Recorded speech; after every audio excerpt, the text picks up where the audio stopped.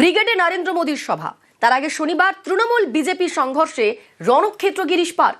মন্ত্রী শশী পাঁজার বাড়িতে হামলা, ভাঙচুর চালানো হয় বিজেপির পতাকা লাগানো বাসেও। আহত দুপক্ষের বেশ কয়েকজন, আহত হয় পুলিশও।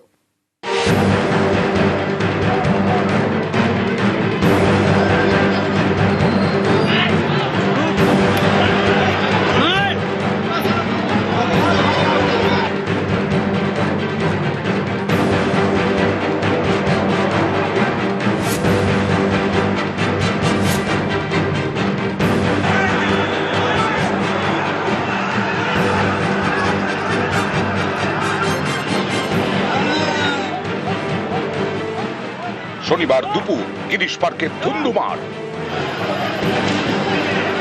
বিজেপি এবং তৃণমূলের মধ্যে সংঘর্ষ।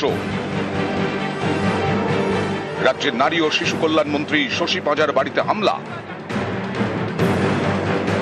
বয়কট বিজেপি ফ্লেক্স দেখে এই যে র্যালির জন্য যে যাচ্ছে ব্রিগেডে, বাস থেকে নেমে ফ্লেক্সগুলো ছিঁড়ল, চলে গেল, কিছু বললাম না। ফ্লেক্সটা আবার নতুন করে যখন আমাদের ছেলেরা লাগাচ্ছে, তখন তারা ফ্লেক্স পরের বাসগুলো এসে নামলো, চিনি না ওদেরকে, নামলো, ফ্লেক্স ছেঁড়া তো দূরের কথা, আমাদের তৃণমূল কংগ্রেসের সমর্থকরা যারা ছিল তাদেরকে মারলো।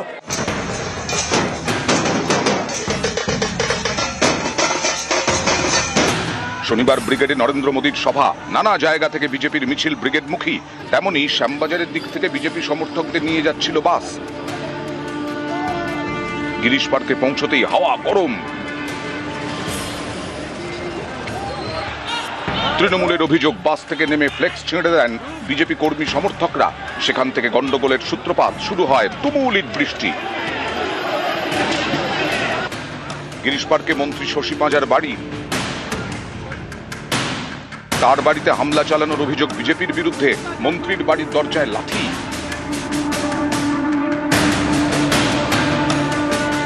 বাড়ি লক্ষ্য করে ইট বৃষ্টি।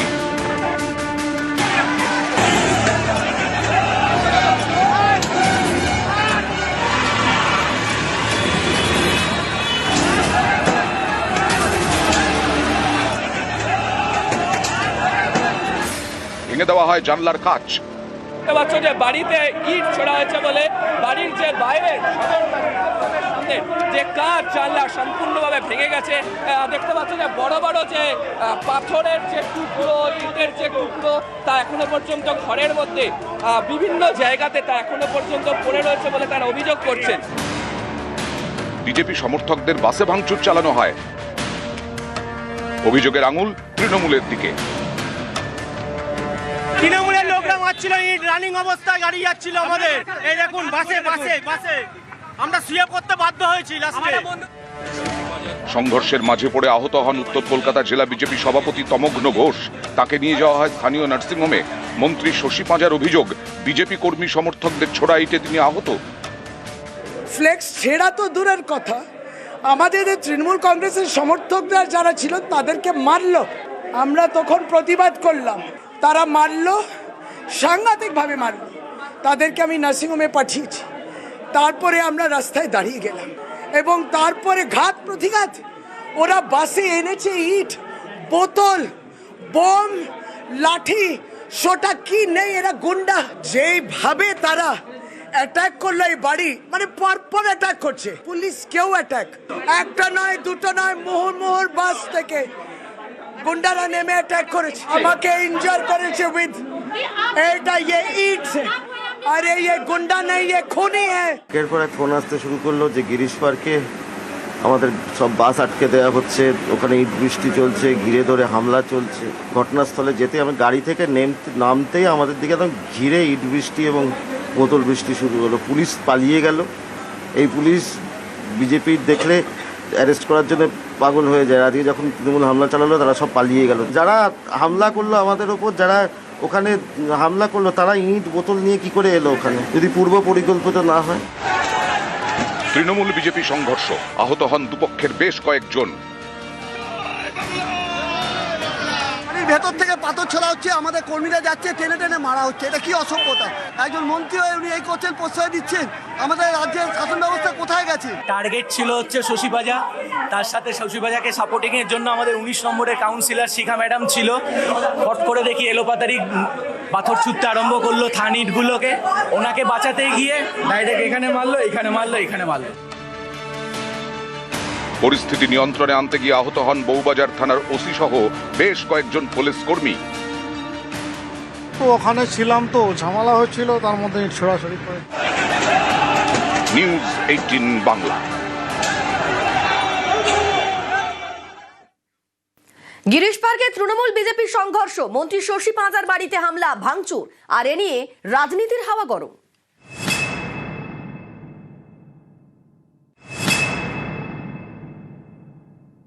পরিকল্পনা করেই অরাজকতা করছিলেন এবং খুন করার পরিকল্পনা ছিল। This is my allegation, serious, এবং এটা নিয়ে আমি এফআইআর করছি।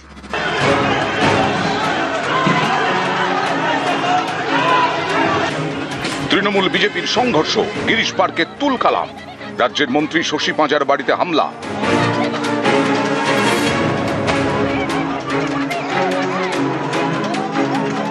চালানো হয় ভাঙচুর। অভিযোগ, ব্রিগেডের সভায় যাওয়ার পথে হামলা চালান বিজেপি কর্মী সমর্থকরা। এই ঘটনায় শশী পাঁজার সুর সপ্তমে।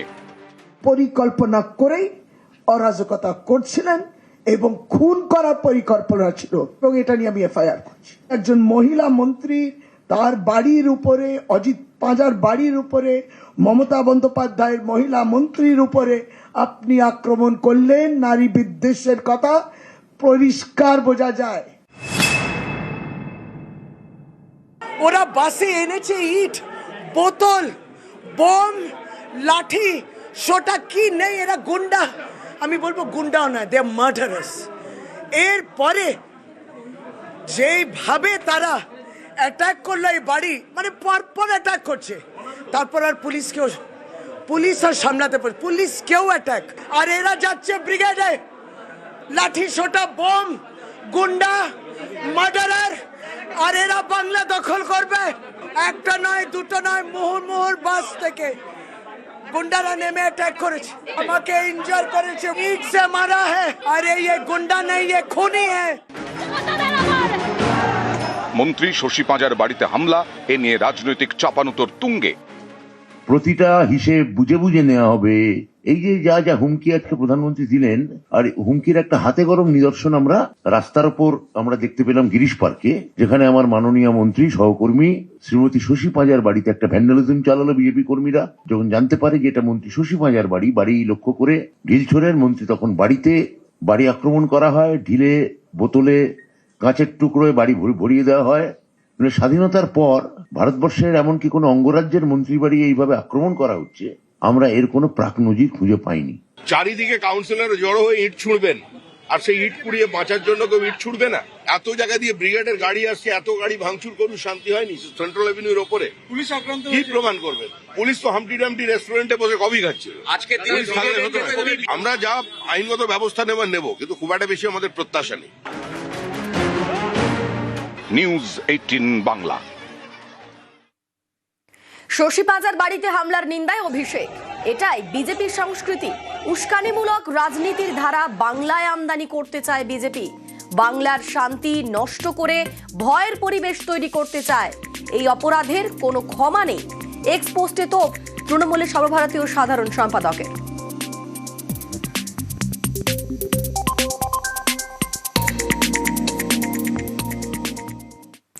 গিরিশ পার্কের ঘটনায় ক্ষুব্ধ কমিশন, পুলিশ কমিশনারের রিপোর্ট তলব কমিশনের।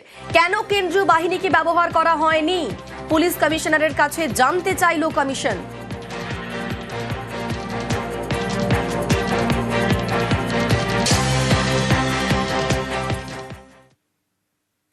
গিরিশ পার্কের তাণ্ডব ভাঙচুরে মামলা করল পুলিশ। পুলিশের উপর হামলা, গাড়ি ভাঙচুরে শতপ্রণোদিত মামলা রুজু। খুনের চেষ্টা সহ একাধিক ধারায় মামলা। ঘটনায় গ্রেফতার 4, তল্লাশি চলছে। ব্রিগেডে সভার আগে গিরিশ পার্কে ধুন্ধুমার, সেই ঘটনায় মামলা করল পুলিশ।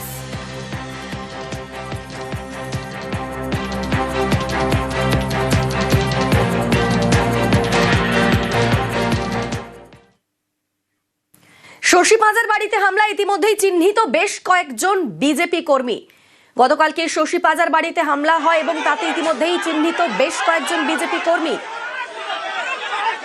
যেমন দেখা যাচ্ছে পীযূষ কানোরিয়া বিজেপি কর্মী, তাকে গ্রেফতার করা হয়েছে ইতিমধ্যেই, তাকে চিহ্নিত করা হয়েছে ইতিমধ্যেই। পীযূষ কানোরিয়া বিজেপি কর্মী, তাকে চিহ্নিত করা হয়েছে। ঘটনায় গ্রেফতার 4 এবং বাকিদের খোঁজে তল্লাশি চলছে।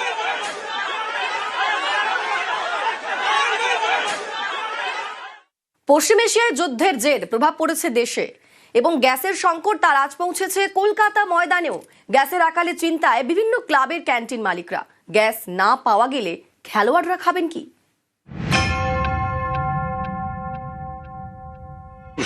বন্ধ হয়ে যাবে না, গ্যাস না পেলে ক্যান্টিন বন্ধ হয়ে যাবে। ছেলেদের খাবার দেবো কি করে? কলকাতা ময়দান খেলোয়াড় তৈরির আঁতুড়ঘর, তার মধ্যে এমন ক্রিকেট ফুটবলের ভরা মরশুম। প্রতিদিনই খেলোয়াড়দের খাওয়ার ঠিকানা বিভিন্ন ক্লাবের ক্যান্টিন। কম দামে মেলে পুষ্টিকর খাবার। যুদ্ধের বাজারে দেশ জুড়ে গ্যাসের সংকট আজ পৌঁছেছে কলকাতা ময়দানে। চিকেন স্টু থেকে ঘুগনি, পাউরুটি, ব্রেকফাস্ট থেকে লাঞ্চ, খেলোয়াড়দের ভরসা ময়দানের বিভিন্ন ক্যান্টিন। গ্যাসের সংকটে বন্ধ হওয়ার মুখে সেই ক্যান্টিনগুলি।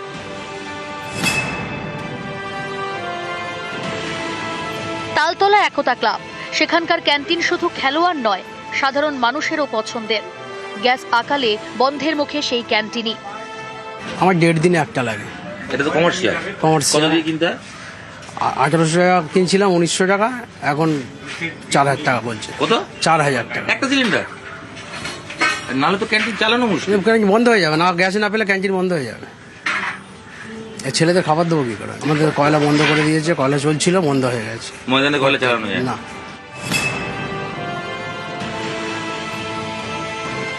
গ্যাসের সংকটে নাজেহাল মোহনবাগানও। গঙ্গাপাড়ের ক্লাবের মতোই জনপ্রিয় ক্লাবের ক্যান্টিনও সমর্থকদের কাছে যা পরিচিত কাজুদার ক্যান্টিন নামে। গ্যাসের সংকটের আগুন পৌঁছেছে সবুজ মেরুনের রান্নাঘরেও। আমাদের তো রাস্তার দোকান নয়, আর এই যে সিচুয়েশনটা হচ্ছে যে ক্ষণিকের, হট করে যে আমি দাম বাড়িয়ে দেবো এটাও ঠিক শোভনীয় নয়। এখন আমাকে এইভাবেই চালাতে হবে, এইভাবেই চলবে। এবার যখন একদম কোনো কিছু করার উপায় নেই, তখন বন্ধ তো হতে সবাই বন্ধ হয়ে যাবে, আমিও বন্ধ হয়ে যাব। তারপরে যে সিচুয়েশন হবে সেরকম করতে হবে। বন্ধের রাস্তা তো যা হবে সেটা আমাকে এখন তো বলতে হবে। যদি আবার সাপ্লাই দেয় তাহলে হবে, আর যদি একান্ত হাত তুলে দেয় তখন আর কিছু করার নেই।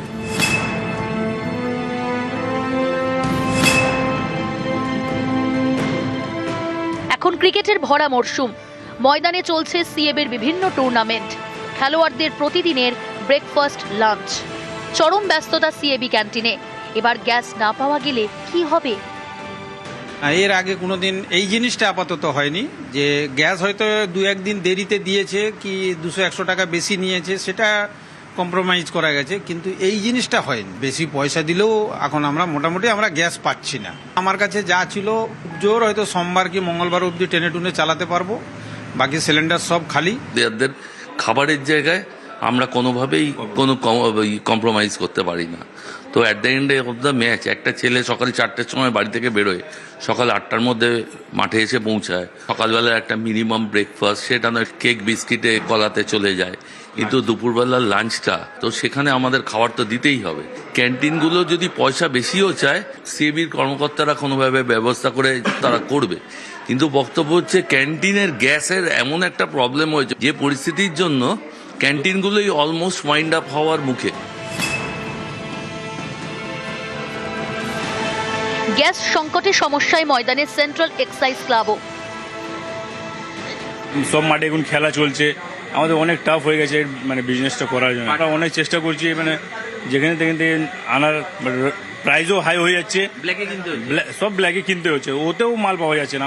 সব মিলিয়ে কলকাতা ময়দানেও গ্যাসের সংকটের প্রভাব স্পষ্টভাবে দেখা দিচ্ছে। হাতে মাত্র কয়েকদিন, এই কয়েকদিনের মধ্যে গ্যাস সাপ্লাই যদি স্বাভাবিক না হয় তাহলে কলকাতা ময়দানের ক্যান্টিনগুলোকে বন্ধ করে দিতে হবে। তৈরি হবে এই ময়দান জুড়ে প্রত্যেক দিনের যে খাবার তৈরি হয় সেই খাবার নিয়ে সংকট। ক্যামেরায় কাঞ্চনের সাথে ইরণ রায় বর্মন, নিউজ 18 বাংলা। পশ্চিম এশিয়ায় যুদ্ধ, কোপ পড়েছে বাণিজ্যিক গ্যাসে, চিন্তায় বউবাজারের সোনার কারিগররা। কারণ সোনার গয়না তৈরিতে বড় ভরসা আগুন। সিলিন্ডার সংকটে তাই ব্যবসায় ধাক্কা খাওয়ার আশঙ্কা।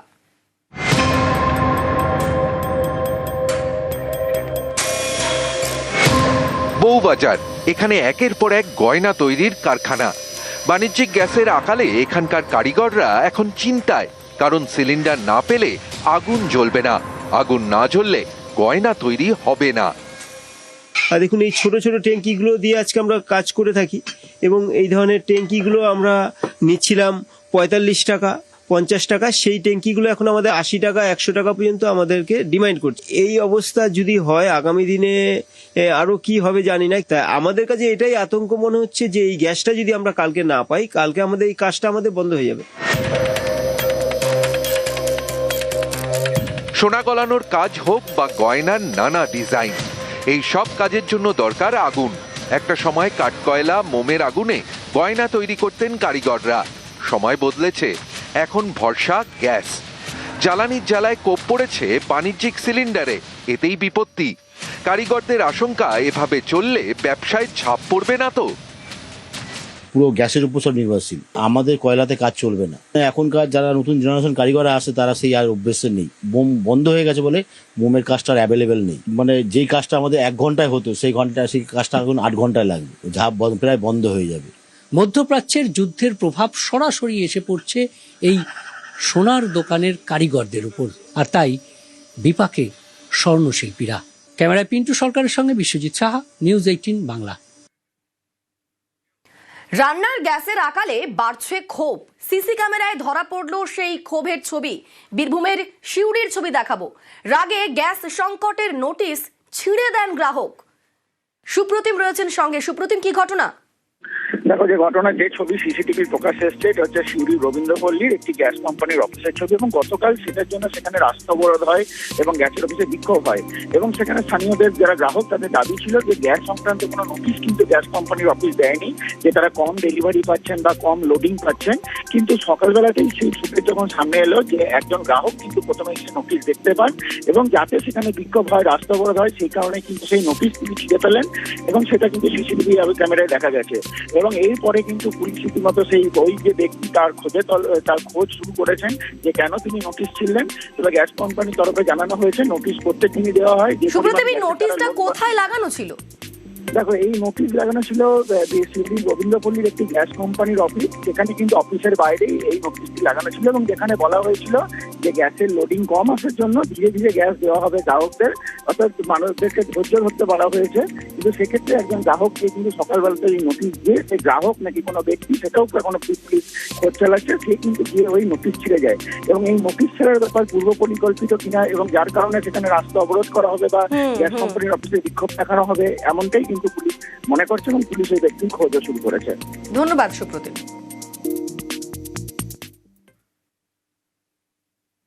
রান্নার গ্যাসের আকাল ঠেকাতে তৎপর প্রশাসন। দক্ষিণ ২৪ পরগনায় বৈঠকে জেলা শাসক, বৈঠকে অতিরিক্ত জেলা শাসক, মহকুমা শাসক, বৈঠকে পুলিশ কর্তা, গ্যাস বন্টন সংস্থার অফিসাররাও। রান্নার গ্যাস সরবরাহ যাতে স্বাভাবিক থাকে তাই নিয়ে কথা। স্কুল, আইসিডিএস, হাসপাতাল, বৃদ্ধাশ্রমে বাড়তি গুরুত্ব। মজুরদারি, কালোবাজারি ঠেকাতে নজরদারি নিয়েও কথা।